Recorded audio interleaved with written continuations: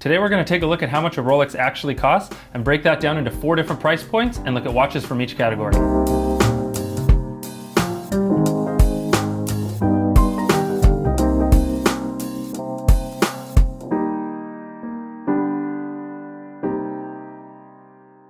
Rolexes are often thought about as being a very expensive watch, and while we'll see in a few minutes this isn't 100% the case all the time, but let's talk about why they're so expensive first off. To start, it's the quality materials. Rolex doesn't compromise on anything. They use the highest quality diamonds, they use the best quality gemstones, they use the best quality gold and steel. They even have their own foundry that's used to produce the raw materials, the gold and the steel, that's used in the production of these watches.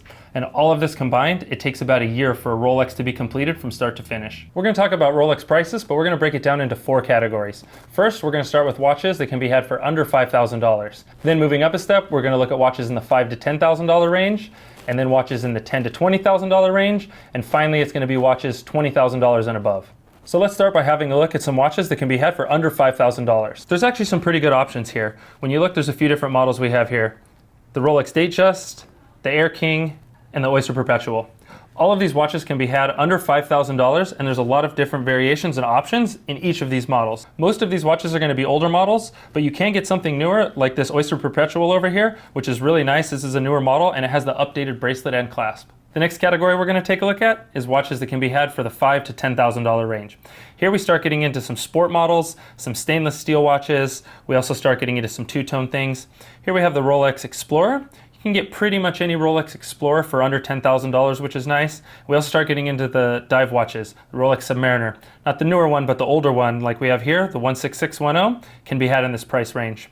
Also, we start getting into some two-tone watches. We have a Datejust 2 here, which has the larger case, and it's the two-tone steel and gold, which is kind of a nice touch. Now we're moving up to talk about watches in the $10,000 to $20,000 price range. Now we're going to talk about some watches that you can get for the $10,000 to $20,000 price range.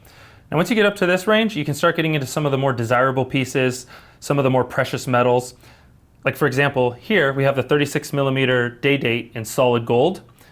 The larger version can't be had in this price point, but there's a ton of 36mm solid gold day dates that are really nice watches that can be had here.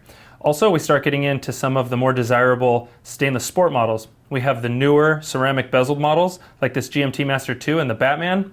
You can get the newer Submariner, the 1166110 with the ceramic bezel, and some of the other more desirable stainless sport models. Also, we start getting more complicated. So all of these watches in this price range are more complicated than the ones we've seen before. We have the GMT function here, we have the day and day function here, then we go to the Sky Dweller where we have the day, GMT, and month function. So as we move up in price point, we also move up in watch complications. Finally, we're going to talk about watches in the over $20,000 category.